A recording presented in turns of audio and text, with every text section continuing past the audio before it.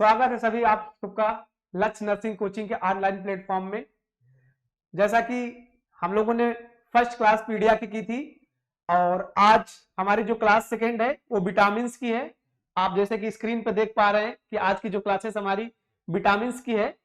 तो आज हम लोग विटामिन्स के बारे में डिस्कशन करेंगे और जितनी भी विटामिन्स है सारे विटामिन्स के बारे में एक एक विटामिन्स के बारे में डिस्कशन करेंगे, जिससे कि आने वाले एग्जाम में जो भी इस विटामिन से क्वेश्चन आएगा वो आपका एक भी क्वेश्चन छूटेगा नहीं। सारे क्वेश्चन का जवाब आज की वीडियो देखने के बाद आपको मिल जाएगा। सारी विटामिन के बारे में हम लोग डिस्कशन करेंगे।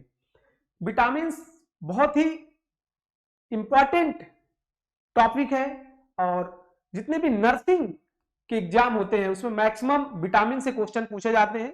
उसका एक कारण है क्योंकि विटामिन बहुत सारी चीजों पर निर्भर करता है। आपके जितने भी न्यूट्रिशन, जब भी हम कभी पढ़ते हैं तो न्यूट्रिशन का एक बहुत ही इंपॉर्टेंट पार्ट विटामिन है। इसके बिना पूरा न्यूट्रिशन अधूरा रहता है। तो जितने भी नर्सिंग के एग्जाम हो, एम्स हो गया, यूपीएनएचएम हो गया, यूपीपीएससी हो गया, आईएसआईसी हो गया, सीएचओ हो गया, बीएचयू को हो गया, डीएसएसबी हो गया, जितने भी पेपर हुए हैं सब में विटामिन से क्वेश्चन डाले जाते हैं। तो 2 से 3 नंबर आपके आज की क्लास के बाद फिक्स हो जाएंगे। तो पहले तो हम जानते हैं कि विटामिन क्या होते हैं। देखिए, विटामिन ऐसे ऑर्गेनिक सब्सटेंस है जो बहुत ही स्मॉल अमाउंट में हमारी बॉडी के लिए रिक्वायरमेंट होती है। क्यों? क्योंकि इसका विटामिन का काम क्या है? क्योंकि vitamin growth, development, metabolism and जो वाइटल ऑर्गन्स हैं उनको कैरी करने के लिए विटामिन की जरूरत होती है। जैसे हमारे नर्वस सिस्टम को सुचारू रूप से चलाना है, स्किन के लिए जरूरत है, हेयर के लिए जरूरत है, आई के लिए जरूरत है, छोटी छोटी चीजों के लिए विटामिन स्मॉल अमाउंट में रिक्वायरमेंट होती है। क्योंकि विटामिन जो आते हैं माइक्रो न्यूट्रिएंट्स में आते हैं। जब न्यूट्रिएंट्स को डिवाइड करते हैं तो 2 भागों में न्यूट्रिएंट्स को डिवाइड करते हैं। तो विटामिन हमारा माइक्रो न्यूट्रिएंट्स पे आता है, मतलब स्मॉल अमाउंट में इसकी बॉडी को रिक्वायरमेंट होती है और बॉडी के जितने भी वाइटल ऑर्गन्स हैं उनको चलाने के लिए विटामिन की आवश्यकता पड़ती है। जैसा कि विटामिन देख पा रहे हैं आप स्क्रीन पे, vitamin, the word vitamin obtain Latin word vitamin life and amine means class of chemical compound. Vitamin जो वर्ड आया कहां से आया? विटामिन को कहां से लिया गया?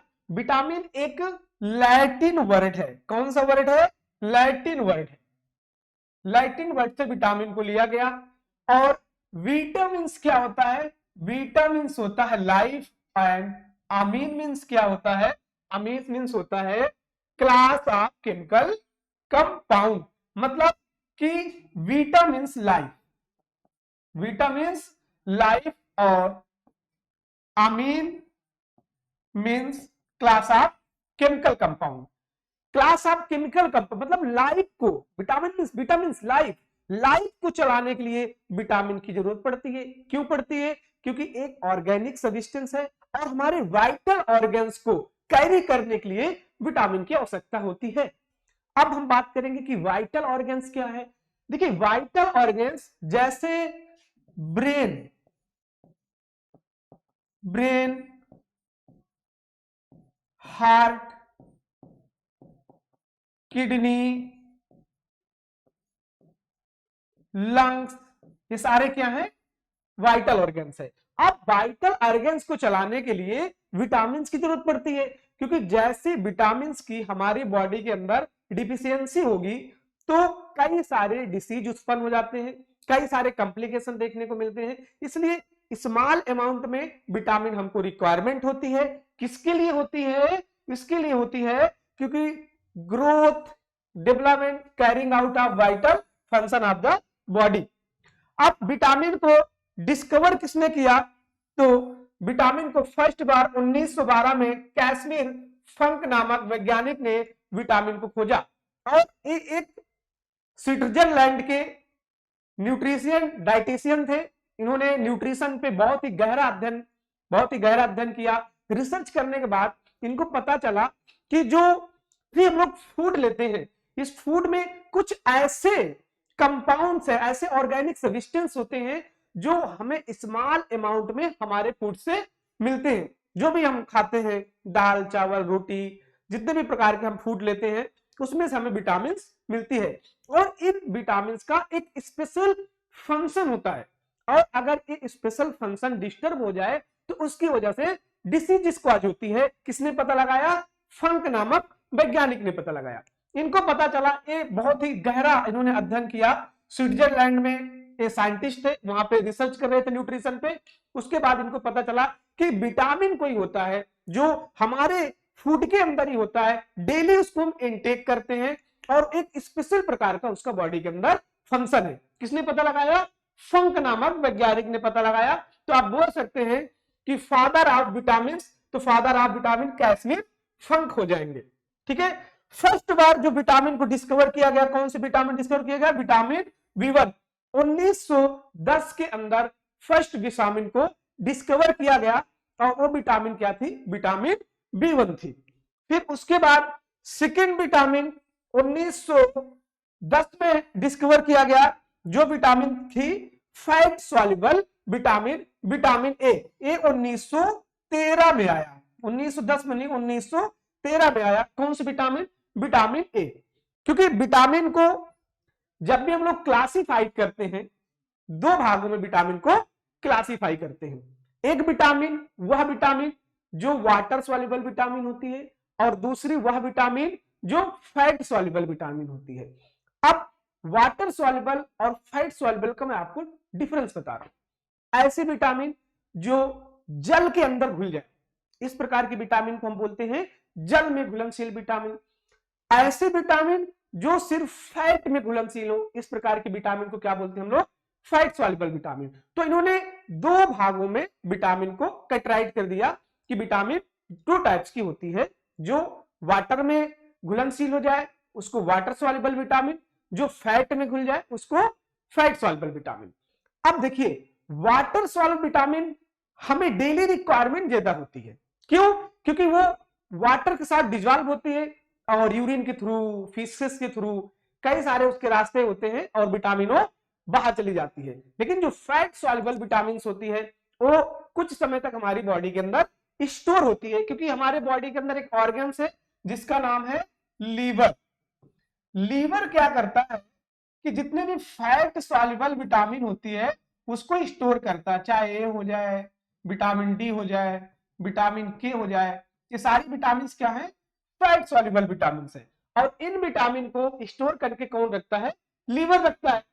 तो जितने भी फैट सॉल्युबल विटामिन है उसको लीवर स्टोर करके रखता है, और जो वाटर सॉल्युबल विटामिन होती है हमारे सर्कुलेटरी सिस्टम में जाती है, और सर्कुलेटरी सिस्टम थ्रू अपना फंक्शन, अपना वर्क करके यूरिन और लेटरिन के थ्रू क्या होती है? वो बाहर चली जाती है।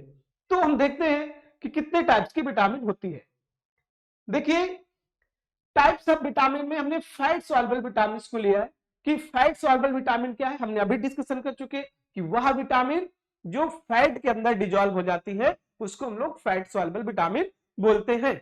अब इसको कैटेगराइज कर दिया गया, चार भागों में इसको डिवाइड कर दिया गया। पहले विटामिन जो है विटामिन ए।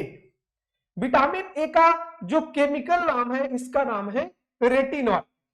दूसरी विटामिन है विटामिन डी, और इसका जो केमिकल नाम है वो है कैल्सीफेरॉल।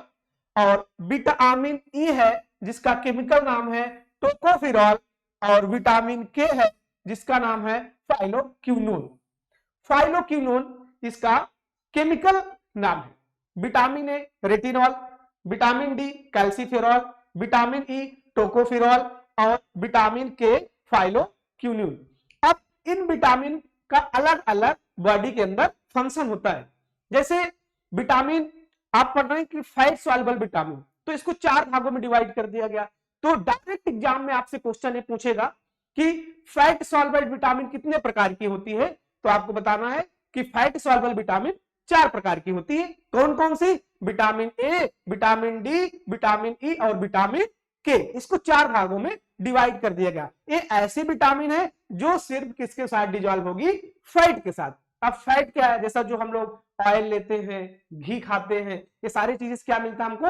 फैट मिलता है। तो ए विटामिन स्पेशल जाके इन्हीं के साथ घुलनशील हो जाती है, इसलिए इस प्रकार की विटामिन को हम विटामिन फैट सॉल्युबल विटामिन बोलते हैं। तो विटामिन ए बहुत ही इंपॉर्टेंट नाम आपने सुना होगा, कई बार सुना होगा कि विटामिन ए का काम क्या है।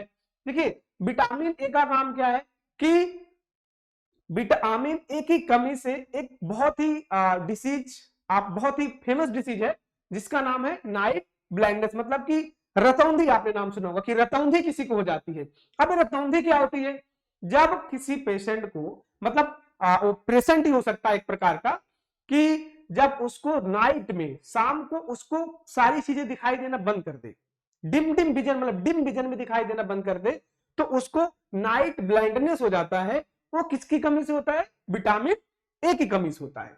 अब विटामिन डी का काम क्या है, विटामिन डी हमें सनशाइन से मिलता है। कहां से मिलता है, सनशाइन से। सनशाइन मतलब कि अगर सबसे अच्छा सोर्स देखा जाए विटामिन का, तो ये विटामिन सबसे ज्यादा सूर्य की किरणों से मिलता है। जो मॉर्निंग की सूर्य की किरणें आती है, अगर उसको 5 मिनट तक धूप लिया जाए तो उस 5 मिनट की धूप में हमें विटामिन डी मिल जाएगा। और विटामिन डी का सबसे इंपॉर्टेंट काम क्या है कि जो बॉडी के अंदर कैल्शियम बनता है, मतलब जो कैल्शियम का फॉर्मेशन होता है उसको डिपॉजिट करना, किसके अंदर, ब्लड के अंदर, किसके अंदर, बोन के अंदर। तो कैल्शियम का फॉर्मेशन और डिपॉजिट दोनों में मदद करता है।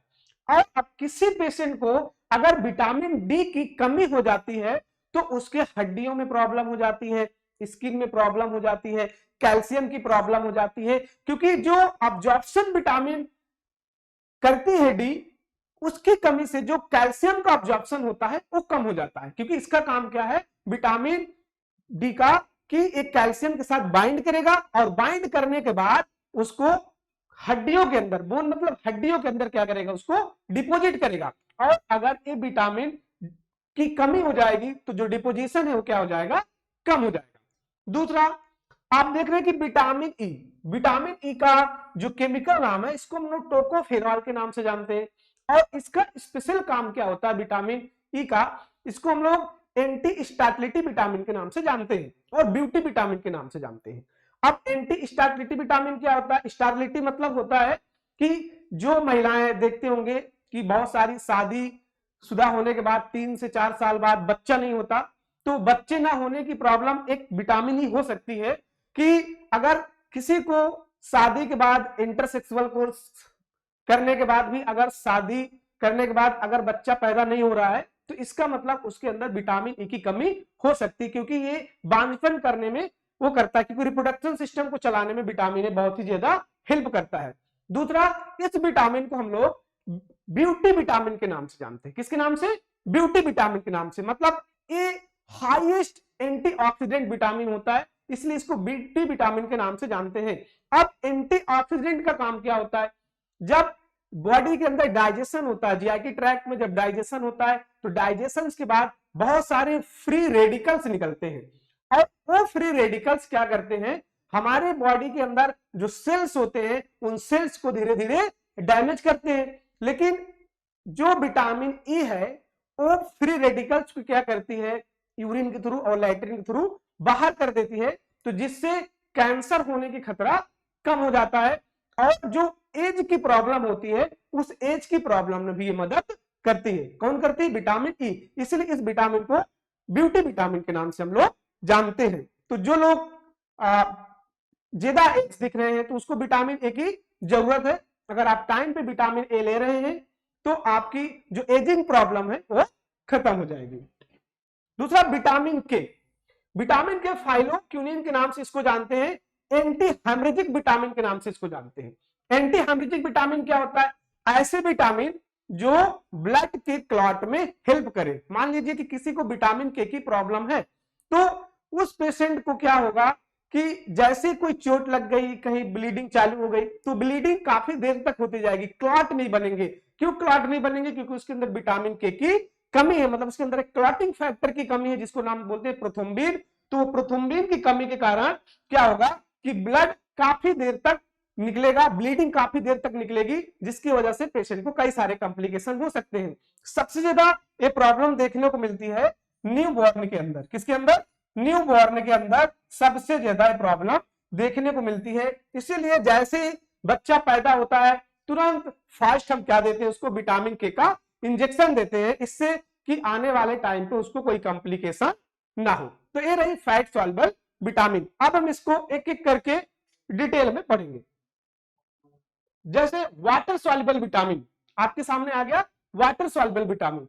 वाटर सॉल्युबल विटामिन में विटामिन बी कॉम्प्लेक्स है, जिसमें कि vitamin B1, B2, B3, B5, B6, B7, B9, B12 और विटामिन VC।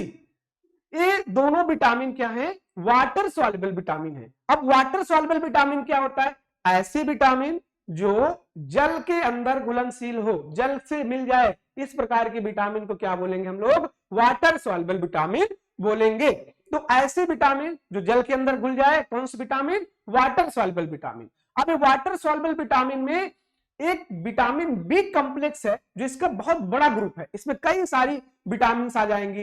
और एक आपने नाम सुना होगा विटामिन सी, ये भी वाटर सॉल्युबल विटामिन में आती है। और हम बात कर सकते हैं सबसे हाईएस्ट वाटर सॉल्युबल विटामिन अगर कोई है तो वो विटामिन सी होती है, सबसे हाईएस्ट विटामिन होती है विटामिन सी, जो वाटर में डिजोल्व हो जाती है। अब इनको हम एक एक डिटेल में आगे पढ़ेंगे, पहले इनके केमिकल्स नेम पढ़ लेते हैं, क्या क्या इनके केमिकल नेम्स है। अब देखिए विटामिन B1, इसका केमिकल्स नेम क्या है, थायमिन। और इससे एक काफी फेमस डिसीज है जिसका नाम है वेरी वेरी की कमी किसकी वजह से होती है, तो आपको बताना है कि विटामिन B1 की कमी से क्या हो जाता है, वेरी हो जाता है। अब वेरी भी दो टाइप्स के इंपॉर्टेंट वेरी होते हैं, एक होता है ड्राई वेरी और दूसरा होता है वेट वेरी।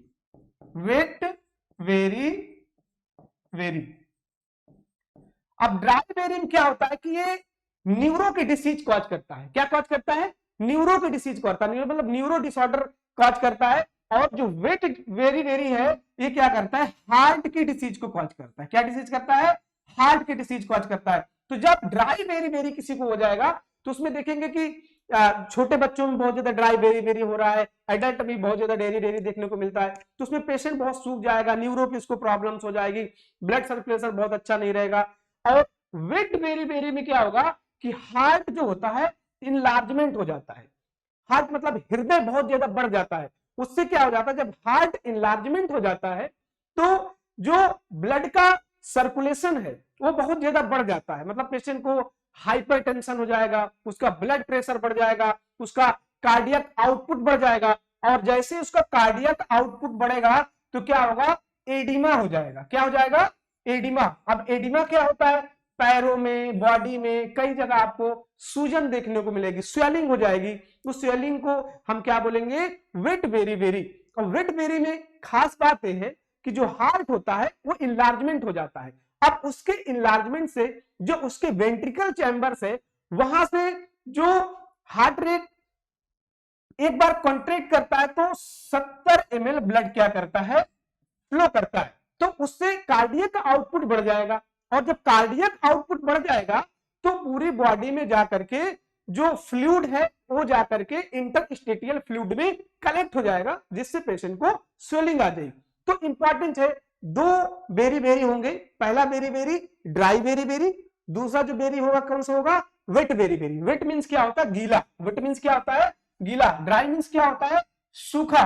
तो जिसको ड्राई वेरी होगा उसको न्यूरो की प्रॉब्लम होगी, जिसको वेट वेरी होगा उसको कौन सी प्रॉब्लम होगी, हार्ट की प्रॉब्लम होगी। तो इसको कई बार डिफाइन करके क्वेश्चन पूछा गया है कि बताइए कि वेट वेरी में कौन सा ऑर्गन अफेक्टेड होता है। तो आपको सरलता से आंसर देना है कि जब किसी पेशेंट को वेट वेरी होगा तो उसका हार्ट में प्रॉब्लम आएगी, हार्ट इनलार्जमेंट हो सकता है, हार्ट में किसी प्रकार की डिसीज हो सकती है जिससे वेट वेरी होगा। और अगर किसी को न्यूरो की प्रॉब्लम हुई तो कौन सा वेरी होगा, आपको बताना है कि उसको ड्राई वेरी होगा।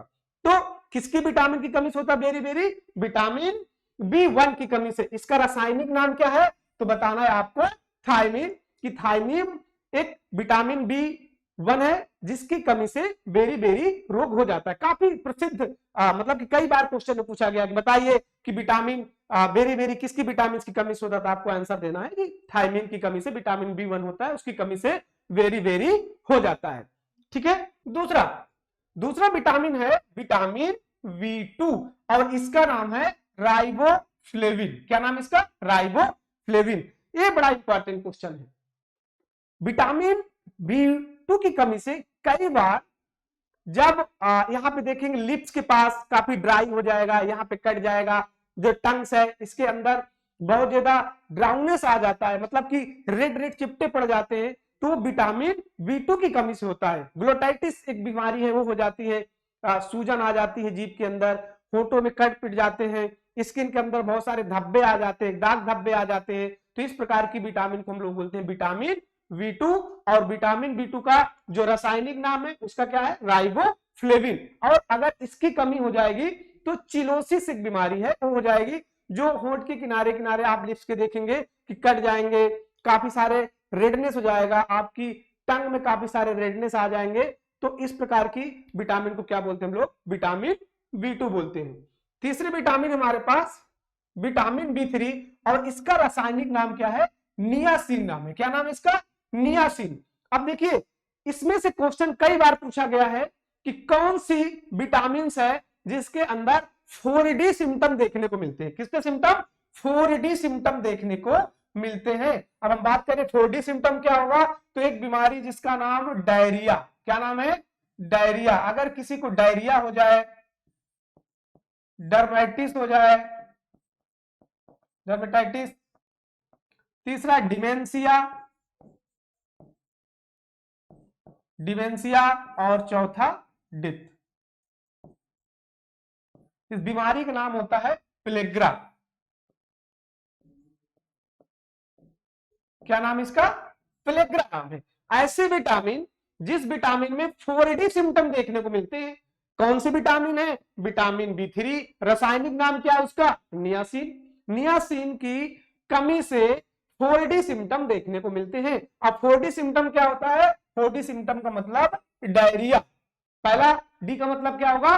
डायरिया। दूसरा डी का मतलब क्या होगा? डर्मेटाइटिस। और तीसरे डी का मतलब क्या होगा? डिमेंशिया। और चौथे डी का मतलब क्या होगा? डेथ। मतलब बहुत ही खतरनाक बीमारी है। अब डायरेक्ट डायरिया हुई, फिर डिमेंशिया हुआ, और फिर क्या हुआ? डर्मेटाइटिस हुआ, और उसके बाद पेशेंट की डेथ हो जा रही है। तो बहुत ही कॉम्प्लिकेटेड डिसीज होती है। और इस डिसीज को, क्योंकि जो विटामिन B3 है ये न्यूरोलॉजिकल प्रॉब्लम को भी कॉज करती है। दूसरी बात, इसका काम क्या है? तो GIT मूवमेंट है, जैसा कार्बोहाइड्रेट हो गया, फैट हो गया, प्रोटीन्स हो गया, उसके डाइजेशन में, उसके मेटाबॉलिज्म में भी ये हेल्प करती है। अब डायरिया क्या हो गया कि अगर विटामिन B3 की किसको कमी है तो उसको डायरिया हो जाएगा। और डायरिया का सिम्टम क्या होता है? डायरिया का सिम्टम होता है कि बार बार लूज मोशन होना। अब जैसे लूज मोशन होगा तो क्या होगा कि जो फ्लूइड बॉडी से लॉस होगा, मतलब पानी निकल जाएगा। डायरिया का मतलब क्या हो गया? पानी निकल गया। और अगर पानी निकल गया तो बॉडी के अंदर से क्या लॉस हो जाएगा? फ्लूइड। और अगर फ्लूइड लॉस हो गया तो जो इलेक्ट्रोलाइट इंबैलेंस है, मतलब सोडियम और पोटेशियम की क्या हो जाएगी? कमी हो जाएगी। और जब सोडियम पोटेशियम की कमी हो जाएगी तो न्यूरोलॉजिकल प्रॉब्लम आ जाएगी। जो इंपल्सेस बॉडी में जनरेट हो रही है वो नहीं जनरेट होगी, मैसेज ट्रांसफर नहीं होगा। और जैसे ही इसकी कमी देखने को मिलेगी ब्लड के अंदर डायरिया के बाद, तो क्या हो जाएगा? पेशेंट की डेथ हो सकती है। एक क्रोनिक कंडीशन है, इसीलिए इसमें 4D सिम्टम देखने को मिलता है। डर्मेटाइटिस मींस क्या होता है कि स्किन के अंदर बहुत सारे रफ स्किन देखने को मिलेगी, मतलब स्किन में प्रॉब्लम हो जाएगी। और डिमेंशिया काफी इंपॉर्टेंट है। किसी भी, जैसे कोई एल्कोहलिक पेशेंट है, बहुत दिनों से शराब का सेवन कर रहा है, वो शराब का सेवन करते करते क्या होता है कि जो विटामिन B3 है उसकी कमी हो जाएगी, जिसकी वजह से उसके जो दिमाग है, दिमाग अच्छे से कंसंट्रेट नहीं रहेगा। उसकी जो मेमोरी है, मेमोरी बहुत अच्छी नहीं रहेगी। आज कोई चीज याद किया, कल उससे पूछो भूल जाएगा। सामान यहाँ पर रख दिया, पूछ लो सामान कहाँ रखा है, सामान को भूल जाएगा। इसका मतलब कि उसको डिमेंशिया हो गया। डिमेंशिया मींस क्या होता है? लॉस ऑफ मेमोरी, मतलब जो स्मरण शक्ति होती है वो बिल्कुल से पेशेंट की कमी हो जाती है। किसकी वजह से? बहुत ज्यादा कोई अल्कोहल ले रहा है तो उससे विटामिन B3 की कमी हो गई। और अगर विटामिन B3 की कमी हो रही है तो उससे क्या हो जाएगा? पेशेंट को डिमेंशिया हो जाएगा। और डिमेंशिया मींस क्या होता है? लॉस ऑफ मेमोरी मतलब जो याद करने की शक्ति है, वो याद करने की शक्ति खत्म हो जाती है, उससे पेशेंट बहुत इरिटेबल होता है। आप उससे कोई भी बात करोगे, आपसे तुरंत गुस्सा हो जाएगा। मान लीजिए कि किसी का विटामिन B3 की कमी है और उसका ब्रेकअप हो गया, तो उसके बाद आप उससे बात करने जाओगे तो आपसे तुरंत इरिटेट हो जाएगा, उसको कंसंट्रेट नहीं कर पाएगा, बिल्कुल कंफ्यूजन में रहेगा कि लाइफ में मुझको क्या करना है। जो लाइफ का कंसंट्रेशन होता है वो क्या हो जाता है, बिल्कुल खत्म हो जाता है, एक जैसे उसका कंसंट्रेशन नहीं रहता। तो किसकी कमी से होगा, विटामिन B3 की कमी से। फिर अगर पेशेंट को डायरिया है, फ्लूइड लॉस हुआ, इंबैलेंस हुआ या कोई न्यूरोलॉजिकल प्रॉब्लम्स हो गई, तो उसकी वजह से पेशेंट की क्या हो जाएगी, डेथ हो जाएगी। तो इसीलिए आपसे कोई पूछे कि कौन सी विटामिन है जिसमें 4D सिम्टम देखने को मिलते हैं, तो आपको बताना है कि विटामिन B3, इसका रासायनिक नाम क्या है, नियासिन है। और अगर इसकी कमी हो जाती है तो 4D सिम्टम देखने को मिलते हैं, डायरिया, डर्मेटाइटिस, डिमेंशिया और डेथ। तो 4 सिम्टम आपको बताना है, जनरली आपको याद करना है। आने वाले शायद एग्जाम में आपके ही क्वेश्चन पूछ ले, क्योंकि बड़ा फेवरेट है। जो अभी विटामिन B कॉम्प्लेक्स पढ़ रहे हो, बहुत ही फेवरेट इसमें 2-3 विटामिन है जिससे हर बार क्वेश्चन पूछता है। और कोई ना कोई, जैसा कि हमने आपको बताया कि विटामिन B1 बहुत इंपॉर्टेंट है, कई बार क्वेश्चन पूछा है, फिर भी पूछ सकता है। नियासिन उससे भी ज्यादा इंपॉर्टेंट है, कई बार इससे भी क्वेश्चन पूछा कि कौन सी विटामिन है बताइए कि 4D सिम्टम देखने को मिलते हैं, तो आप बता दीजिए कि विटामिन B3 जिसकी कमी से नियासिन हो जाता है, और नियासिन की कमी से क्या हो जाएगा, 4D सिम्टम देखने को मिलेंगे। डिसीज का नाम क्या बताओगे आप, प्लेग्रा। क्या बताओगे, प्लेग्रा। किसकी कमी से होता है, विटामिन B3 की कमी से होता है। फिर नेक्स्ट विटामिन हमारे पास क्या है, विटामिन B5, जिसका रासायनिक नाम है पैंटोथेनिक एसिड। अब पैंटोथेनिक एसिड क्या करता है कि स्पेशल प्रकार की डिसीज कॉज करता है। वो डिसीज क्या होता है, डर्मेटाइटिस, मतलब स्किन में चर्म रोग हो जाता है, जिसको देखे ना काफी सारी स्किन सूख जाती है, चर्म रोग जैसे हो जाता है, तो विटामिन B5 की कमी से हो जाता है। विटामिन B5 का रासायनिक नाम क्या है, पैंटोथेनिक एसिड। अब पैंटोथेनिक एसिड से क्या प्रॉब्लम आएगी कि जो ब्लड में सप्लाई हो रहा है उसमें कई सारे इंफेक्शन हो सकते हैं, उस इंफेक्शन के कारण स्किन में कई सारी डिसीज कॉज मिलेगी, जैसे डर्मेटाइटिस, एक स्पेशल प्रकार का डर्मेटाइटिस देखने को मिलता है, पूरी बॉडी में रेड रेड आपको चित्ते दिखाई देंगे। तो इस प्रकार की बीमारी को क्या बोलेंगे हम लोग, डर्मेटाइटिस बोलेंगे। क्या बोलेंगे, डर्मेटाइटिस। किसकी कमी से हो रहा है, तो विटामिन B5 की कमी से हो रहा है। फिर नेक्स्ट विटामिन आते हैं विटामिन B6, जिसका नाम है पैरिडॉक्सिन। अब देखिए, ट्यूबरक्लोसिस वाले पेशेंट में एक मेडिसिन चलती है जिसका नाम है स्ट्रेप्टोमाइसिन। जब हम किसी पेशेंट को स्ट्रेप्टोमाइसिन देते हैं, ट्यूबरक्लोसिस पेशेंट वाले को, ट्यूबरक्लोसिस पेशेंट मतलब जिस पेशेंट को टीबी हो गया है, और टीबी वाले मरीज को 5 प्रकार की ड्रग्स दी जाती, दवाइयां दी जाती, उसमें एक दवा है जिसका नाम है स्ट्रेप्टोमाइसिन। अगर उस स्ट्रेप्टोमाइसिन का क्या करती है कि विटामिन B6 की कमी कर देती है, हमारे बॉडी के अंदर जाके क्या करती है, विटामिन B6 की कमी कर देती है। तो कभी कभी क्वेश्चन पूछा जाता है कि बताइए कि किसी पेशेंट को स्ट्रेप्टोमाइसिन चल रही है, तो उस पेशेंट को आप कौन सी विटामिन देंगे, तो आपको बताना है विटामिन B6, क्योंकि विटामिन B6 की क्या कर देगा, वो कमी कर देगा। तो पैरिडॉक्सिन की कमी से क्या हो जाएगा कि कई सारे न्यूरोलॉजिकल प्रॉब्लम्स, और न्यूरोलॉजिकल के साथ साथ क्या प्रॉब्लम्स हो जाएगी कि जैसे किसी पेशेंट को न्यूरोलॉजिकल प्रॉब्लम होगी तो उसके जो ब्रेन की एक्टिविटी है वो क्या हो जाएगी, सप्रेस हो जाएगी। तो अगर ब्रेन की एक्टिविटी सप्रेस हो गई तो अच्छे से चिंता न कर पाना, अच्छे से कंसंट्रेट न लगा पाना, पढ़ाई में मन नहीं लगा पाना, कई सारे टेंशन, इरिटेबिलिटी, छोटी छोटी बात पे लड़ाई करना, गुस्सा करना, ये सारी चीजें आपको देखने को मिलेगी। किसकी कमी से, विटामिन B6 की कमी से। नेक्स्ट विटामिन आती है विटामिन B7, जिसका नाम है बायोटीन। अच्छा, इस विटामिन B7 को हम विटामिन H के भी नाम से जानते हैं। किसके नाम से, विटामिन H। विटामिन H के नाम से किसको जानते हैं, विटामिन B7 को। इसको केमिकल नाम क्या है इसका, बायोटीन नाम है। क्या नाम है, बायोटीन। अब आज की सबसे बड़ी प्रॉब्लम अगर सबको है तो प्रॉब्लम क्या है, हेयर फॉल, कि लोगों के बाल बहुत ज्यादा टूट रहे हैं। सबसे ज्यादा महिलाओं को बहुत प्रॉब्लम है, लोगों के बाल बहुत ज्यादा टूटते हैं। तो किसकी कमी से टूट रहे हैं, विटामिन B7 की कमी से, क्योंकि ये क्या करता है, यहाँ पे क्रेटिन का फॉर्मेशन करता है और हेयर को स्ट्रॉन्ग रखता है। अगर इसकी कमी हो जाती है तो डॉक्टर के पास आप जाओगे कि मेरे बाल टूट रहे हैं बहुत दिन से, तो आपको विटामिन B7 का कैप्सूल लिख देगा कि आप इसको खाइए, 1 महीने खाइए, 2 महीने खाइए, धीरे धीरे रिलीव करेगा। तो बायोटीन बहुत ही इंपॉर्टेंट विटामिन है, बालों के लिए। तो जिसको भी बाल की प्रॉब्लम्स है, बहुत ज्यादा बाल फाल कर रहे हैं, तो वो विटामिन B7 का सेवन कर सकता है। फिर नेक्स्ट विटामिन आ रही है विटामिन B9, बहुत ही मोस्ट इंपॉर्टेंट विटामिन है B9। इसका रासायनिक नाम क्या है? Folic acid. क्या नाम इसका? फोलिक एसिड नाम है। विटामिन B9 का नाम है फोलिक एसिड। और अगर किसी को विटामिन B9 की कमी हो गई तो क्या हो जाएगा कि जो आरबीसी का प्रोडक्शन होता है, क्या होता है? आरबीसी का प्रोडक्शन, हीमाटोटाइसिस का काम करता है विटामिन B9। अगर इसको कंजेनाइटल बच्चों के अंदर प्रॉब्लम किसी को देखने को मिले, विटामिन B9 की प्रॉब्लम हो जाए, तो एक डिसीज हो जाती है जिसका नाम है neural tube defect. Neural tube defect. अब दूसरा ये सबसे प्रॉब्लम्स है, हो जाता है मेगा ब्लास्टिक एनीमिया। मेगालोब्लास्टिक एनीमिया हो जाता है किसकी कमी से? विटामिन B9 की कमी से हो जाता है। क्या हो जाता है? मेगालोब्लास्टिक एनीमिया हो जाता है और बच्चों में न्यूरल ट्यूब डिफेक्ट की प्रॉब्लम मिलती है, क्योंकि इसका रासायनिक नाम क्या है? फोलिक एसिड नाम है। और जब प्रेगनेंसी कंसीव किसी मदर को होती है, तो उस प्रेगनेंसी कंसीव के दौरान हम क्या करते हैं? प्री प्लानिंग करते हैं। प्रेगनेंसी कंसीव करने से 2 महीने पहले, मतलब कोई भी माता है जो गर्भ धारण करना चाहती है, तो गर्भ धारण करने से पहले 2 महीने पहले फोलिक एसिड की टेबलेट दिया जाता है। क्या दिया जाता है? फोलिक एसिड की टेबलेट। आप फोलिक एसिड की टेबलेट आपको आशा के पास मिल जाएगी, आंगनबाड़ी सेंटर में मिल जाएगी। इस फोलिक एसिड को सरकार इतने वे में वितरण करवा रही है कि जो भी प्रॉब्लम न्यूरल ट्यूब डिफेक्ट की हो रही है वो ना हो।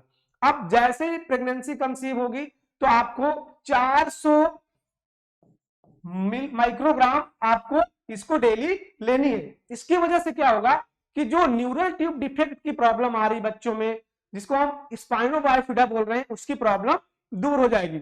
और दूसरा जो एनीमिया हो रहा है, मेगालोब्लास्टिक एनीमिया, किसकी कमी से होता है मेगालोब्लास्टिक एनीमिया? तो आपको बताना है कि मेगालोब्लास्टिक एनीमिया विटामिन B9 की कमी से होता है। इसका रासायनिक नाम क्या है? फोलिक एसिड नाम है। इसकी कमी से न्यूरल ट्यूब डिफेक्ट बच्चों को देखने को मिलती है। जब बच्चा पैदा होगा तो उसका जो न्यूरॉन्स डिफेक्ट है वो ओपन रहेगा और ये प्रॉब्लम सबसे ज्यादा कंजेनाइटल प्रॉब्लम देखने को मिलती है।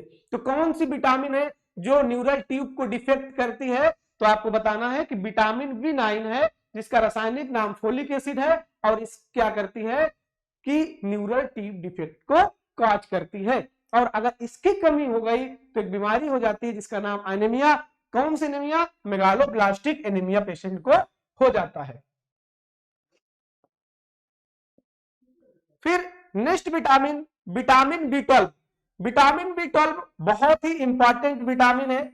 इसका रासायनिक नाम है साइनोक्लोबामिन। क्या नाम इसका?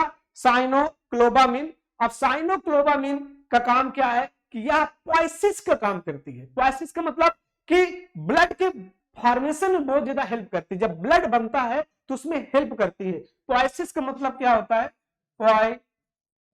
पोएसिस का मतलब क्या होता है कि फॉर्मेशन। किसका फॉर्मेशन? ब्लड का फॉर्मेशन। किसका फॉर्मेशन? ब्लड का फॉर्मेशन करती है।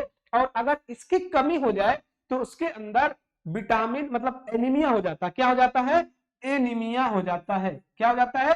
एनीमिया।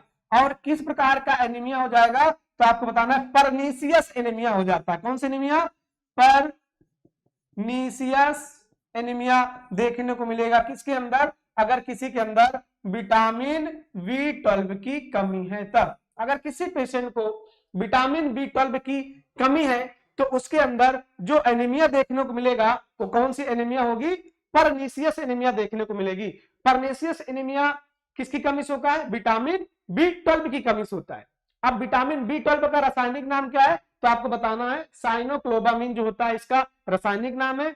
और अगर इसकी कमी हो गई तो जो ब्लड का फॉर्मेशन है वो भी रुक जाएगा और फॉर्मेशन के साथ साथ पेशेंट को एनीमिया काज हो जाएगा। तो आपसे पूछा जा सकता है स्पेशल क्वेश्चन में पूछेगा कि परनीसियस एनीमिया किसकी कमी से होता है? विटामिन B12 की कमी से। मेगालोब्लास्टिक एनीमिया किसकी कमी से होता है? तो आपको बताना विटामिन B9 की कमी से। न्यूरल ट्यूब डिफेक्ट किसकी कमी से होता है? तो विटामिन B9 की कमी से।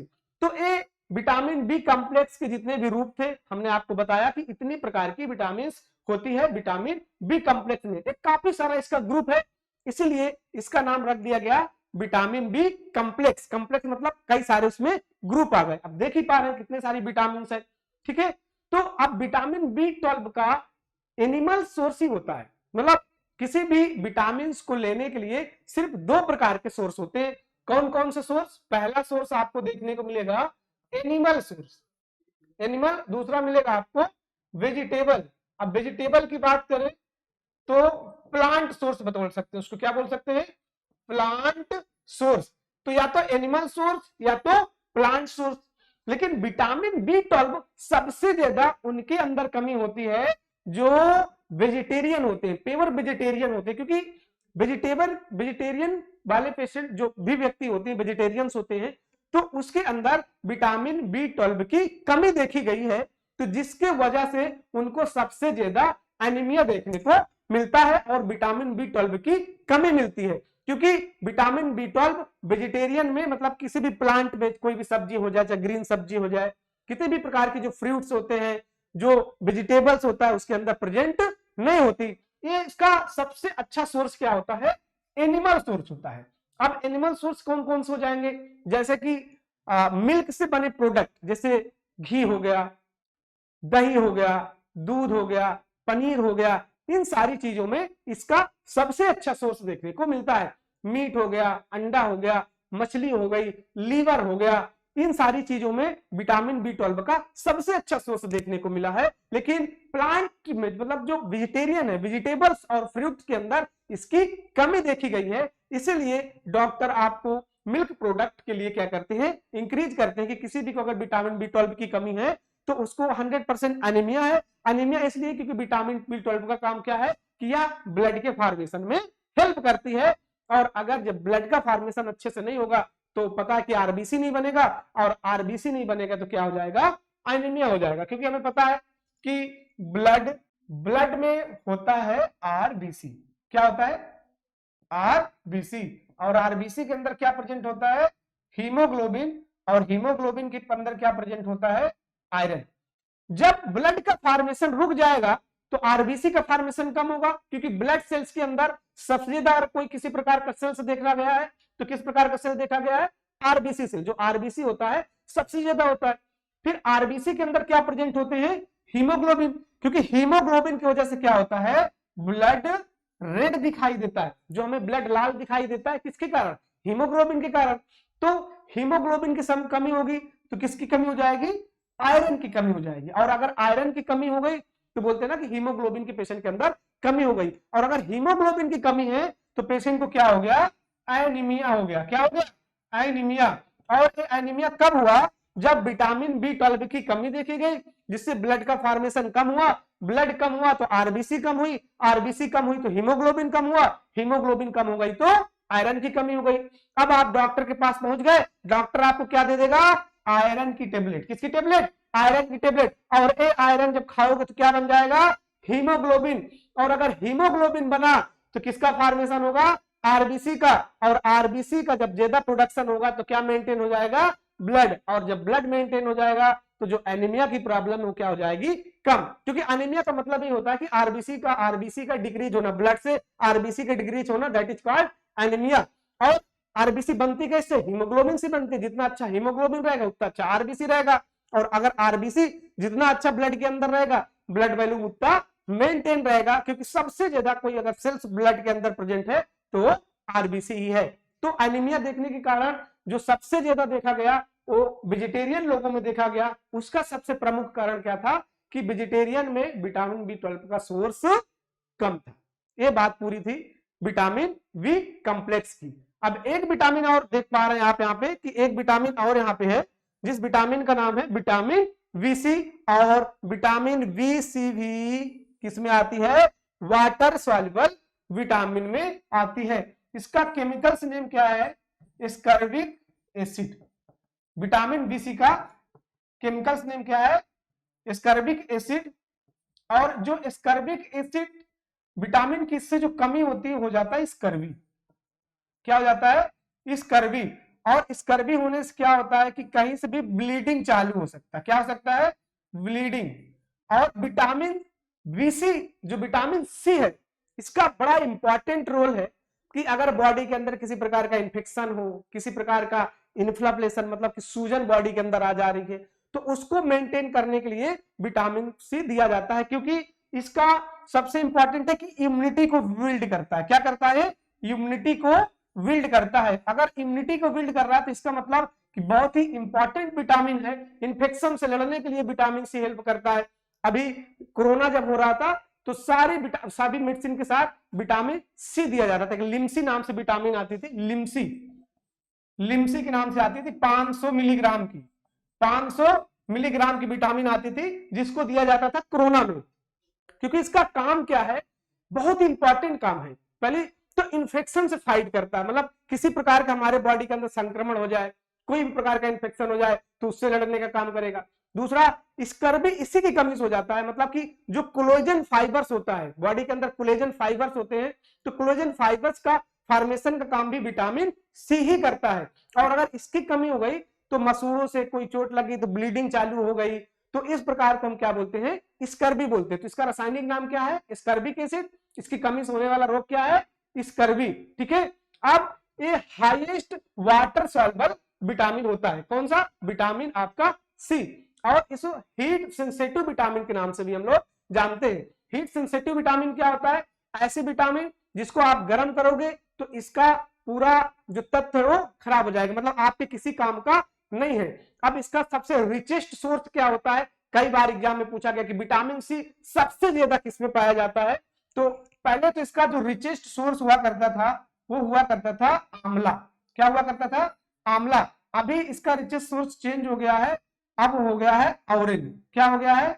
ऑरेंज। ऑरेंज मतलब संतरा। पहले इसका आंवला था, अब क्या हो गया है? ऑरेंज हो गया है। अभी यूपीपीएससी में जो एग्जाम में आया था कि richest source of vitamin C, तो बहुत सारे लोगों को आंवला पता था, आंवला पहले सही भी था, लेकिन अब आंवला ना होकर के क्या हो गया है? ऑरेंज हो गया है। तो ये थोड़ा सा गाइडलाइंस के अकॉर्डिंग चेंज हुआ है, तो इसको आप करेक्ट कर लीजिएगा कि जो रिचेस्ट सोर्स, सबसे अच्छा सोर्स अगर कोई है विटामिन सी का, तो क्या हो गया? आपका ऑरेंज होगा। अब विटामिन सी सबसे ज्यादा मिलते कहां पे हैं? तो आप देखिए, विटामिन सी जो सबसे ज्यादा मिलते हैं वो मिलते हैं आपके सिट्रस फ्रूट, मतलब खट्टे फलों में। जैसे संतरा हो गया, संतरा के बाद आपका आंवला हो गया, नींबू हो गया, आपका अमरूद हो गया, और गोवा हो गया आपका। तो इन सारी चीजों में, अंगूर हो गया, अंगूर भी जो खट्टे आते हैं उसमें बहुत सारी विटामिन सी प्रेजेंट होता है। तो जितने भी सारे सोर्स है किसके हैं? मौसम्बी हो गया, मौसम्बी भी खट्टी होती है, तो उसके अंदर भी क्या प्रेजेंट होता है? विटामिन सी प्रेजेंट होता है। तो सबसे हाईएस्ट सोर्स क्या है आपका विटामिन सी का? ऑरेंज। उसके बाद देन आंवला। आंवला सबसे अच्छा सोर्स इसका माना जाता था, अभी इसका जो है ऑरेंज माना गया है कि orange is the richest source of vitamin C. तो विटामिन सी का रासायनिक नाम क्या? Ascorbic acid. दूसरा, इसकी कमी से होने वाला रोग क्या? स्कर्वी। कहां कहां काम करता है? जैसा कि इन्फेक्शन हो गया, सूजन को कम करने के लिए, और कहीं भी अगर चोट लग जाती है किसी को, तो उस चोट को जल्दी से मतलब कि फिल करने के लिए, जो घाव हो गया है उस घाव को पूरने में अगर कोई काम करता है तो विटामिन सी ही करता है। क्योंकि विटामिन सी का काम क्या है कि ये कोलेजन फाइबर्स का फॉर्मेशन करता है, जिससे सेल ग्रोथ बहुत फास्ट होती है और जो भी घाव हो जाता है वो जल्दी से पूरा हो जाता है। इसलिए विटामिन सी को उस दौरान भी दिया जाता है। और एज रिलेटेड प्रॉब्लम में भी विटामिन सी अच्छे से काम करती है। सबसे अच्छा एंटीऑक्सीडेंट भी है, एंटीऑक्सीडेंट में भी बहुत अच्छा काम करता है कि जो एज की प्रॉब्लम हो रही है उसको भी ये मिनिमाइज करता है। जैसे कि आप 30 साल के हो गए और आप लग रहे हो कि आप 42 साल के हो, 35 साल के हो, 36 साल के हो, तो उसको भी कम किसके द्वारा किया जा सकता है? विटामिन सी के द्वारा किया जा सकता है। तो ये जो अभी आपने पढ़ा विटामिन बी कॉम्प्लेक्स, मतलब वाटर सॉल्युबल विटामिन के बारे में पढ़ा, जिसमें हमने विटामिन बी कॉम्प्लेक्स को देखा और विटामिन सी को देखा। ठीक है। नेक्स्ट स्लाइड में आप देख रहे हैं, अभी हम लोगों ने बिल्कुल डिटेल से विटामिन के बारे में पढ़ा। अब आपके सामने विटामिन ए, जिसका रासायनिक नाम क्या है? इसका रासायनिक नाम है आपका रेटिनॉल। क्या नाम है इसका रासायनिक नाम? रेटिनॉल नाम है, रासायनिक नाम इसका रेटिनॉल है। डिस्कवर किसने किया? माइकलॉम डाविस ने किया। कब? 1913 में। जो सेकेंड विटामिन आई वो कब आई? 1913 में। किसने डिस्कवर किया इसको? माइकलॉम डाविस ने किया। और इसको beta carotene is the pro vitamin precursor of vitamin A. अब देखो मैं आपको बता रहा हूं कि बीटा कैरोटीन क्या होता है। बीटा कैरोटीन ऐसा एक प्रीकोसर है। प्रीकोसर मीन्स क्या होता है, ऐसी चीज जो किसी को बनाने में मदद करे। जैसे हम लोगों ने ब्लड के बारे में पढ़ा था ऑफलाइन क्लासेस में कि ब्लड को फॉर्मेशन करने के लिए प्रीकोसर सेल्स प्रेजेंट होते हैं। जैसे कि हमने पढ़ा था इरिथ्रोब्लास्ट। ब्लास्ट मीन्स क्या होता है, ऐसे सेल्स जो इरिथ्रोसाइट्स को बनाएंगे उसको हम लोग प्रीकोसर सेल्स बोलते हैं। क्योंकि जो विटामिन ए होती है वो direct vitamin A retinol form पे नहीं होती है। इसको एक्टिव करने के लिए बॉडी के अंदर एक ऑर्गन है जिसका नाम है लीवर। जब ये लीवर के अंदर जाता है, किसके अंदर जाता है, लीवर के अंदर जाता है। लीवर क्या करता है, इसको लीवर इसको एक्टिव कर देता है, किस फॉर्म में, रेटिनॉल फॉर्म में। तो जब भी हम किसी भी चाहे वो एनिमल सोर्स के थ्रू हो चाहे हम प्लांट सोर्स के थ्रू हो, जब भी किसी चीज को इंटेक खाते हैं तो वो जाकर के डाइजेस्ट होने के बाद लीवर के अंदर जाता है। और लीवर के अंदर जो प्रोविटामिन होता है, प्रोविटामिन मतलब अभी विटामिन नहीं बना लेकिन विटामिन ए का रूप है। अब लीवर में जैसे ही जाएगा लीवर इसको क्या बना देगा, विटामिन ए बना देगा। जब तक ए अभी डाइजेस्टिव सिस्टम में था, अभी तक जब तक लीवर के अंदर नहीं गया था तब तक ये प्रोविटामिन था। और जैसे ही लीवर के अंदर गया विटामिन, लीवर इसको विटामिन ए को एक्टिव फॉर्म में बना देता है और वो क्या बन जाता है, विटामिन ए बन जाता है। इसका जो सोर्स होता है, दो ही सोर्स होते हैं सब चीज के। हमने आपको पहले बताया कि पहला सोर्स आपका होगा एनिमल सोर्स, दूसरा आपका सोर्स क्या होगा, प्लांट सोर्स। तो एनिमल सोर्स में क्या क्या आता है, जैसे फिश कोड लीवर आ गया, फिश का जो कोड लीवर होता है वो हो गया, एग हो गया, योक हो गया, बटर हो गया, चीज हो गया, होल मिल्क हो गया, मतलब कि दूध के अंदर, अंडे के अंदर, लीवर के अंदर, मछली के अंदर, इन सारे जितने भी एनिमल फूड हैं उनके अंदर सबसे बेस्ट सोर्स होता है किसका, विटामिन ए का। अब एक हमने हाईलाइट किया इसमें कि halibut liver oils are the richest natural source of the retinol. मतलब कि जो हलीबट लीवर है, हलीबट लीवर ऑयल्स बनते हैं, जो एक मछली है उस मछली के लीवर से इस ऑयल को बनाया गया है, जो कि नेचुरली बहुत ही रिच सोर्स है किसका, विटामिन ए का। और हमने आपसे पहले डिस्कशन किया कि जो विटामिन ए है इसका काम क्या है, आई विजन में हेल्प करता है, जो ग्रोथ होती है, स्केलेटन की ग्रोथ होती है उसमें हेल्प करता है, एंटीऑक्सीडेंट के रूप में काम करता है। तो बहुत सारे इसके बेनिफिट है विटामिन ए के। और विटामिन ए क्या है, एक फैट सॉल्युबल विटामिन है जिसका रासायनिक नाम क्या है, रेटिनॉल है। और इसका जो सोर्स है एनिमल सोर्स में फिश, कॉड लीवर, एग, योग, बटर, मतलब जैसा पनीर हो गया, अंडे हो गए, दूध हो गया, इन सारी चीजों में इसका सबसे बेस्ट सोर्स देखने को मिला है। दूसरा प्लांट सोर्स के अंदर कैरोट्स, कैरोट्स का नाम आपने सुना होगा, गाजर। क्या नाम इसका, गाजर। अगर विटामिन ए का प्लांट के अंदर सबसे बेस्ट सोर्स देखा जाए तो क्या है, गाजर सबसे बेस्ट सोर्स है गाजर। अगर जब गाजर लोग उसमें कैरोट्स मिलेगा, प्रो विटामिन के रूप में अंदर जाएगा, डाइजेशन होगा और डाइजेशन के बाद कहां पहुंचेगा, लीवर के अंदर। और लीवर का इसका क्या काम है कि लीवर इसको एक्टिव फॉर्म में रेटिनॉल बना देता है। तो कभी कभी पूछा जाता है कि बताइए कि विटामिन ए को स्टोर करके कौन रखता है, तो आपका आंसर जाएगा लीवर। क्या जाएगा, लीवर। लीवर क्या करता है, विटामिन ए को स्टोर करने का काम करता है। मतलब उसको स्टोर मतलब क्या होता है, उसको बचा के रखना, क्योंकि ये फैट सॉल्युबल विटामिन तो फैट के अंदर सॉल्व होता है और लीवर के अंदर फैट होता है। इसी कारण विटामिन, जितने भी फैट सॉल्युबल विटामिन है उनको क्या करता है, स्टोर करके रखता है। तो कोई जब आपसे एग्जाम में एक क्वेश्चन पूछा जाए कि विटामिन ए का स्टोरेज कौन करता है, तो आप क्या बताओगे, लीवर विटामिन ए को स्टोरेज करके रखता है। ठीक है। देन दूसरे पंपकिन्स हो गया, पंपकिन्स क्या, जैसे कद्दू, कद्दू क्या है, पंपकिन्स, कद्दू। ठीक है। रेड पॉम ऑयल्स हो गया, मैंगो मतलब आम हो गया, पपीता हो गया, इसके सबसे बेस्ट सोर्स होते हैं। आप पपीता ले लीजिए, आम खा लीजिए, कद्दू की सब्जी बनवा के खाइए, कैरेट, जैसे ठंडी आ गई अभी, जितना गाजर खाना उतना गाजर खाइए। इससे क्या होगा कि विटामिन ए मिल जाएगी। और अगर विटामिन ए एक्स्ट्रा भी हो जाती है तो आपके लीवर के अंदर क्या हो जाएगी, जाके स्टोर हो जाएगी। और जैसे विटामिन की डिफिशियंसी होगी तो लीवर उसको निकाल निकाल के यूज करता रहेगा। तो अभी बेस्ट टाइम चल रहा है कि सबसे ज्यादा अच्छा गाजर का सेवन किया जा सके। पपीता का सेवन किया जा सके, जब आम का सीजन चलता है तो आम का सेवन किया जा सके, जिससे पर्याप्त मात्रा में विटामिन ए आपको मिलती रहे। डिफिशियंसी ऑफ विटामिन ए, अगर विटामिन ए की कमी हो जाएगी तो क्या देखने को मिलेगा? हमने पहले डिस्कशन कर चुके इसके बारे में कि विटामिन अगर ए की कमी हो जाएगी तो क्या देखने को मिलेगा? पहला नाइट ब्लाइंडनेस, दूसरा क्या देखने को मिलेगा आपको? विटॉट स्पॉट देखने को मिलेगा। विटॉट स्पॉट, विटॉट स्पॉट क्या होता है और नाइट ब्लाइंडनेस क्या होता है? जब किसी भी व्यक्ति को रात में, आमतौर पे आप रात में छोटी छोटी चीजों को देख सकते हो, लेकिन जिसके अंदर स्पेशल विटामिन ए की कमी होगी, अगर उस व्यक्ति से पूछोगे तो बोलेगा मैं रात में जाता हूं, मुझे बहुत धुंधला दिखाई देता है, मतलब उसको रात में सही से दिखाई नहीं दे रहा, कोई भी ऑब्जेक्ट को पहचान नहीं पा रहा, किसी भी चीज को देख नहीं पा रहा है, तो इसका मतलब उसके अंदर किसकी कमी है? विटामिन ए की कमी है।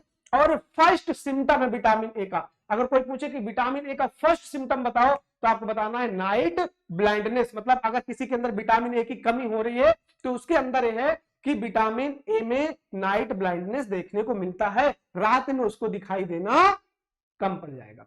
विटॉट स्पॉट देखिए यहाँ पे कभी कभी आंखों की जो होता है उसके नीचे कई सारे रेड स्पॉट देखने को मिलते हैं, ब्राउन कलर के स्पॉट देखने को मिलते हैं, बिल्कुल ट्रायंगल में देखने को मिलता है, तो क्या होता है? विटॉट स्पॉट। तो दो क्वेश्चन इसमें से बनते हैं, पूछता है कि बताइए विटॉट स्पॉट किस विटामिन की कमी से देखने को मिलता है? तो आपको बताना है विटामिन ए की कमी से। किसकी कमी से? Vitamin A. नाइट मतलब रतौंधी किसकी कमी से हो जाता है? तो आपको बताना है विटामिन ए की कमी से। ये दोनों डिसीज काफी बार पूछा जा चुका है।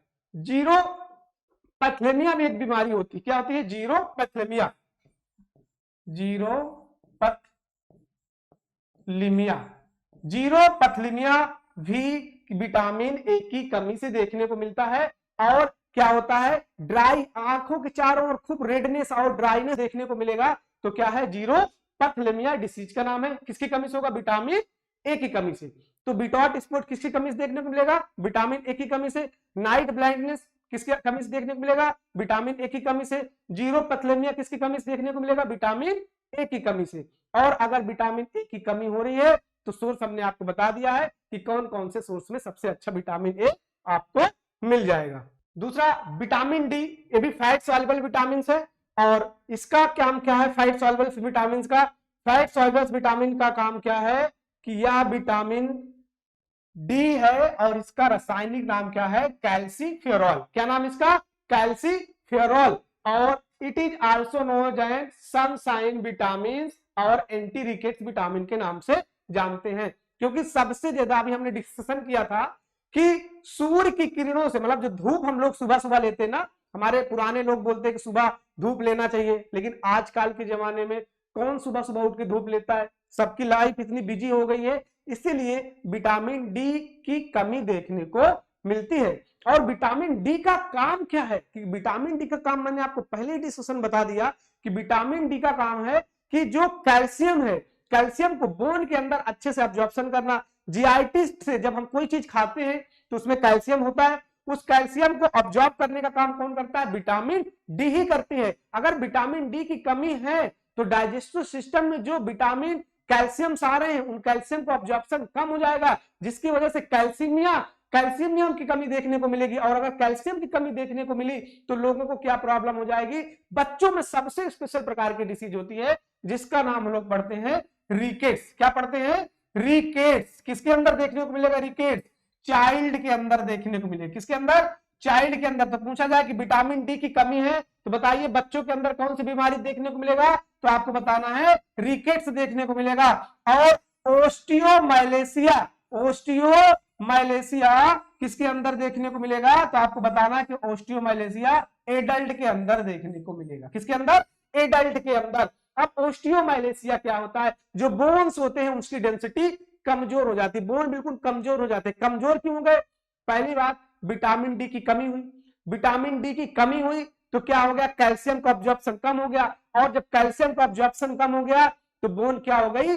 कमजोर, क्योंकि बोन किसकी बनी है? कैल्शियम और फास्फोरस की। तो विटामिन जो डी का है उसका प्रमुख काम क्या है कि यह कैल्शियम के अब्जॉर्प्शन को बढ़ाता है। किसके अंदर?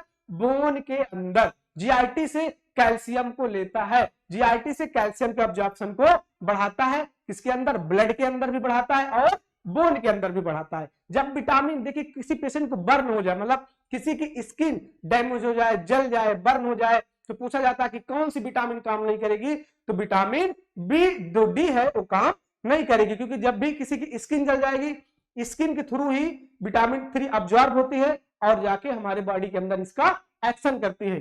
तो पूछा जाता है बताइए कि सनशाइन विटामिन कौन है, तो आपको बताना है कि सनशाइन विटामिन विटामिन डी है। कौन सी है? विटामिन डी, जिसका रासायनिक नाम क्या है? कैल्सीफिरॉल, और इसको सनशाइन विटामिन के नाम से जानते हैं। अगर बच्चों के अंदर कमी हो गई तो रिकेट्स, जिसको हम लोग सूखा रोग बोलते हैं, क्या बोलते हैं इसको? सूखा रोग। बहुत बच्चों में सूखा रोग, छोटे बच्चों में, तो सूखा रोग किसकी कमी से होता है? रिकेट्स, मतलब कि विटामिन डी3 की कमी से, ठीक है। और एक होगा ओस्टियोमाइलेशिया, ओस्टियोमाइलेशिया एडल्ट के अंदर देखने को मिलेगा। और हम विटामिन डी को स्टेरॉयड हार्मोन्स के नाम से जानते हैं। किसके नाम से जानते हैं? स्टेरॉयड हार्मोन्स के नाम से जानते हैं। किसको जानते हैं? विटामिन डी को किसके नाम से? स्टेरॉयड हार्मोन के नाम से जानते हैं। किसको? विटामिन डी को, क्योंकि हार्मोन्स का भी वर्क करता है। बच्चों के अंदर कमी हो गई तो रिकेट्स देखने को मिलेगा, और बड़ों के अंदर, एडल्ट के अंदर कमी हो गई तो क्या मिलेगा? ओस्टियोमाइलेशिया देखने को मिलेगा, और कभी कभी ओस्टियोप्रोसिस भी देखने को मिलता है। तो इसके दो रूप्स होते हैं इंपॉर्टेंट। पहला D2, जिसको एर्गोकैल्सीफेरॉल के नाम से जानते हैं, और जो D3 है इसको कोलिकैल्सीफेरॉल के नाम से जानते हैं। और इसका सबसे अच्छा सोर्स क्या है?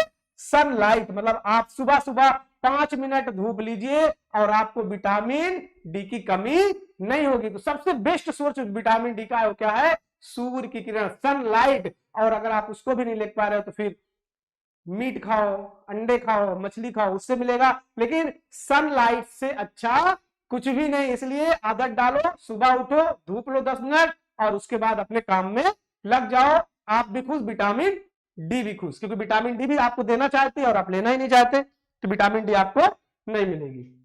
विटामिन ई भी फैट सॉल्युबल विटामिन, क्योंकि हमने पढ़ा था 4 प्रकार की विटामिन होती है, जिसके अंदर विटामिन ई है। इसका रासायनिक नाम क्या है? टोकोफेरॉल। और इसको डिस्कवर किसने किया? इवांस ने किया 1936 में। और ये एक्ट करती है, स्ट्रॉन्गेस्ट एंटीऑक्सीडेंट माना गया है। क्या माना गया इसको? स्ट्रॉन्गेस्ट एंटीऑक्सीडेंट, मतलब कि अगर आप विटामिन ई का सेवन कर रहे हैं तो जो कैंसर वंसर के चांसेस है वो नहीं होंगे। अब कैंसर क्यों होता है? क्योंकि जब हम कोई भी चीज लेते हैं तो उसका डाइजेशन होता है, डाइजेशन होने के बाद बॉडी के अंदर कई सारे फ्री रेडिकल्स निकलते हैं, और वो फ्री रेडिकल्स क्या कॉज करते हैं? वो कॉज करते हैं कैंसर। तो कैंसर को प्रिवेंट करने के लिए आप विटामिन ई का सबसे अच्छा विटामिन ई यूज करो, जिससे कि खाने में, जैसा कि देखिए जब हम किसी चीज को, जैसा चने हैं, मूंगफली है, मूंग है, इसको भिगोते हैं, भिगोने के बाद जब अंकुरित हो जाते हैं तो ये सबसे अच्छा सोर्स होता है विटामिन ई का। और ऐसे लोग जब ऐसे फूड को लेते हैं, सेवन करते हैं, तो उनके अंदर विटामिन ई की कमी नहीं होती है। और विटामिन ई को हम एंटी स्टार्टलिटी के नाम से जानते हैं। एंटी स्टार्टलिटी मतलब कि जो बांझपन हो रहा है उसको दूर करने के लिए विटामिन ए हेल्प करता है, और इसको हम लोग ब्यूटी विटामिन के नाम से भी जानते हैं। मतलब कि जो ब्यूटी, मतलब कि किसकी ब्यूटी? लड़कियों की ब्यूटी के काम कौन करता है? विटामिन ई करता है। तो जो सबसे अच्छा विटामिन ई का सेवन करेगा उसको पार्लर जाने की जरूरत नहीं पड़ेगी। उसके लिए सबसे बेस्ट सोर्स क्या हो जाएगा? अंकुरित दाने। जैसे आप अंकुरित दाने ले रहे हो, अंकुरित दाने के साथ विटामिन ए के, देखिए कई सारी टीवी में आप प्रचार देखते रहते हो कि इसको, इस ऑयल की यूज करो, इस साबुन की यूज करो, इस क्रीम की यूज करो, इसमें विटामिन ई बहुत ज्यादा होता है। तो अगर आप फूड का सेवन अच्छा करो और उससे विटामिन ई आपको नेचुरली मिले तो पार्लर जाने की जरूरत नहीं पड़ेगी, ब्यूटी आपकी बनी रहेगी, क्योंकि इसका नाम ही क्या है? ब्यूटी विटामिन नाम है। तो अगर पूछा जाए कि बताइए कि ब्यूटी विटामिन के नाम से किसको बोलते हैं, तो आपको बताना विटामिन ई को। एंटी स्टार्टलिटी विटामिन किसको बोलते हैं, बताना विटामिन ई को। सोर्स क्या है इसका? Cotton seed oil and sunflower oil as richest source. जो सनफ्लावर ऑयल होता है सबसे रिचेस्ट सोर्स होता है किसका? विटामिन ई का। तो अगर आप ये ऑयल को यूज कर रहे हो, एक ऑयल अभी और आ रहा है जिसका नाम राइस ब्रान ऑयल है, राइस ब्रान ऑयल, उसके अंदर भी विटामिन ई बहुत ही अच्छे मात्रा में देखने को मिलती है। तो जो लोग भी विटामिन ई को अच्छे मात्रा में लेना चाहते हैं एंटी एजिंग है, ब्यूटी विटामिन है, एंटी स्टैटिलिटी विटामिन है, तो उसके लिए सबसे अच्छा सोच रहेगा कि आप सनफ्लावर ऑयल और राइस ब्रान ऑयल को यूज करो। फिर आलमंड ऑयल में, एग में, बटर में, चीज में, ऑयल्स में, और इसका जो गुड सोर्स होता है विटामिन ई के होते हैं, जैसा कि एग हो गया, मटन हो गया, दूध हो गया, ठीक है, बटर हो गया, ये सारे सोर्स क्या होते हैं, विटामिन ई के सबसे अच्छे सोर्स होते हैं। तो अगर विटामिन ई को चाहिए तो ये सारे फूड को आपको डेली लेना पड़ेगा, जिससे विटामिन ई की कमी दूर हो जाएगी। डिफिशियंसी से फाइब्रोडर्मा, फाइब्रोडर्मा क्या होता है कि स्किन डिसीज होती है। क्या होती है? Skin disease. अब स्किन डिसीज में क्या होता है, छोटे छोटे स्पॉट देखने को पूरी बॉडी के अंदर मिलते हैं, तो उसको हम लोग बोलते हैं फाइब्रोडर्मा। अभी अगर फाइब्रोडर्मा किसी को हो जाएगा तो उसकी स्किन में छोटे छोटे दाने पूरी बॉडी में देखने को मिलेंगे। अगर ऐसे सिम्टम देखने को मिल रहे हैं तो इसका मतलब उसके अंदर विटामिन ई की कमी है। दूसरा, मस्कुलर डिस्ट्रॉफी हो जाएगा। अब ये मस्कुलर डिस्ट्रॉफी क्या होता है कि जो सेल्स, नंबर ऑफ सेल्स होते हैं वो धीरे धीरे डिक्रीज देखने को मिलते हैं। इसीलिए तो बोला जाता है कि यह एंटी एजिंग का भी काम करती है। मतलब कि अगर आप विटामिन ए को अच्छे मात्रा में यूज कर रहे हो तो आपकी कोई एज जल्दी आइडेंटिफाई नहीं कर पाएगा। जैसे आप फिल्म इंडस्ट्री में देख पा रहे हो अनिल कपूर को, अनिल कपूर अभी भी यंग और स्ट्रॉन्गेस्ट लगते हैं, इसीलिए क्योंकि उनके अंदर विटामिन ई की कमी नहीं है। दूसरा, haemolysis of red blood cells. अगर विटामिन ई की कमी हो जाएगी तो क्या हो जाएगा, हीमोलाइसिस। और हीमोलाइसिस का मतलब क्या होता है, ब्रेक डाउन ऑफ आरबीसी। क्या होता है, ब्रेक डाउन आरबीसी। अगर ब्रेक डाउन आरबीसी होने लगेगा किसकी कमी से, विटामिन ई की कमी से। और जब आरबीसी ब्रेक डाउन होगा तो क्या हो जाएगा, बिलिरुबिन लेवल बढ़ जाएगा, तो जॉइंटिस की प्रॉब्लम हो सकती है। तो इसीलिए विटामिन ई की डिफिशियंसी ना हो, तो इसके लिए बराबर जिसके सोर्सेस हैं उसको हम लोग प्रॉपर तरीके से यूज करते रहे। लास्ट विटामिन बची आपकी water soluble, fat soluble vitamin के, जिसका रासायनिक नाम है फिलोक्विनोन। अब फिलोक्विनोन का काम क्या है कि अगर किसी भी छोटे बच्चे के अंदर जो अभी न्यू बॉर्न हो रहा है, सबसे ज्यादा कॉम्प्लिकेशन उसी के अंदर देखने को मिलता है। अगर विटामिन के की प्रॉब्लम है तो ब्लीडिंग डिसऑर्डर हो जाता है। मतलब कहीं चोट लग गई तो ब्लीडिंग जा ही रहा है, ब्लीडिंग उसकी स्टॉप नहीं होगी, तो किसकी प्रॉब्लम हो जाएगी, विटामिन के की कमी हो जाएगी। इसको डिस्कवर किसने किया, हर्निक डेम ने। किसने किया, हेनरिक डेम ने इसको 1939 में डिस्कवर किया। और इस विटामिन को कोगुलेशन विटामिन के नाम से जानते हैं, और इसका एक वर्ड है एंटी हेमरेजिक फैक्टर।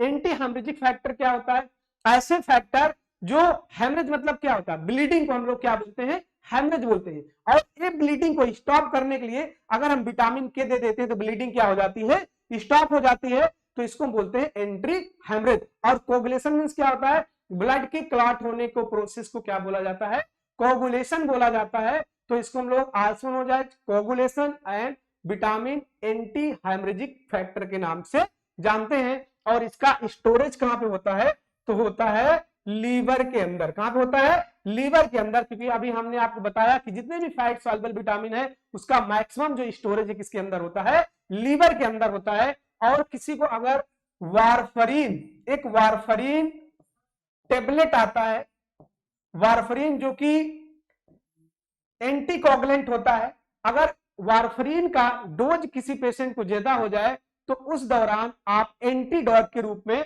विटामिन के को दे सकते हैं। तो पूछा जाता है बताइए कि वारफरीन का एंटीडॉट कौन है, तो आपको बताना है एंटीडॉट विटामिन के। अब मैं आपको बता दूं कि एंटीडॉट क्या होता है। एंटी मतलब अगेन, जो उसके अगेंस्ट काम करे उसको हम लोग एंटीडॉट बोलते हैं। और जो वारफरीन का काम क्या होता है, ब्लीडिंग को, मतलब कि जो पेशेंट का सर्कुलेशन, ब्लड को क्लॉट होने से बचाना वारफरीन का काम है। और विटामिन के का काम क्या है, ब्लड को क्लॉट करना। तो ये एक दूसरे के एंटीगोनिस्ट काम करते हैं। तो जब कभी भी वारफरीन की मात्रा ज्यादा हो जाएगी तो विटामिन के दे देंगे, और जब कभी विटामिन के की मात्रा ज्यादा हो जाएगी तो क्या दे देंगे, वारफरीन दे देंगे। तो एक दूसरे के अगेंस्ट इसको हम लोग यूज करते हैं। तो इसको स्टोरेज कहां पे करते हैं, लीवर के अंदर करते हैं।